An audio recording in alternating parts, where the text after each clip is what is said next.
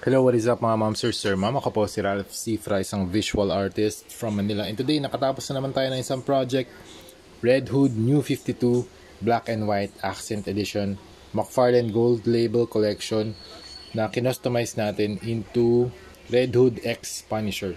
So, ito na siya. Yan. Binali ko na siya sa case, pero pwede natin tanggalin. Ito lang. So, pangalawa na to. Kasi yung first na nagawa natin kay sa client natin from Cavite. So this one pupunta to sa New Jersey. Yan, babayaran na lang to ni client, pending na lang. Pero rush fee kasi to mga ma'am sir.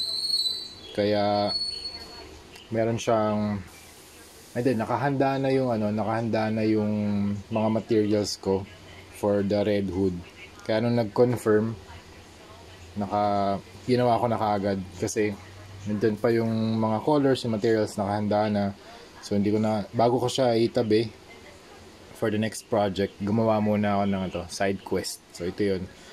So, kasi usually per batch yung ginagawa ko kung kunwari may umorder tapos meron na pwedeng isabay na isa pang Red Hood, why not, 'di ba? Para mas feeling ko mas productive ako sa ganun work process, yung per batch. Pero siyempre mas matagal yun dahil nga mas marami kang ginagawa. Pero kung individual, okay lang din sa akin.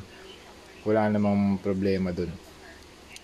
So this time, nakaproduce pa tayo ng isang Red Hood. Kaya ito, waiting na lang tayo for the payment ng client. And then pupunta to i-deliver natin to sa New Jersey, USA. From Manila, Philippines. Ayan. Thank you very much client for availing this. Mababalik ko na sa kanyang clamshell. Ngayon for the weapons, hindi ko siya malalagyan or kasi yung Kaiser, yung client natin, meron siya mga pistols na specifically for Red Hood. Pero this time, ang weapons na ma-add ko dyan, yung from the munition pack. Nasaan na ba yung isa? Ito. Namili na lang ako dun sa munition pack V2 para dito sa mga parts na to, yung submachine gun at saka yung parang rifle type. Ayan. Tapos kinostomize lang na din natin na mayroong mga gold na parts. Okay? So ito yung i-include natin. Tapos may signature na rin itong base. Ayan. May signature na rin yan sa likod. Tapos ito excuse me, yung card holder, ito yung card niya. Okay. Tingnan natin yung number. 4147 out of 7,400. So nasa mga mid-range yung production number nitong Red Hood. Okay, lalagay na natin dito. And babalik na natin yan dyan.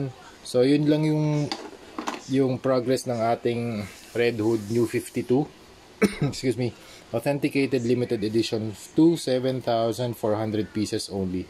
Big Bad Toy Store 2024 exclusive. So yun lang mga ma'am sir, yun lang yung update natin. Yan. Tapos yung skull, yung logo ni Red Hood dito sa box, kinostomize. Ito yung original.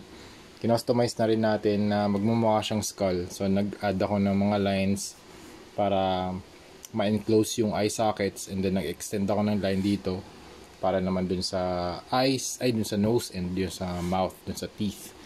So that's it mga ma'am sir. Thank you very much for watching and see you sa next video. Bye bye.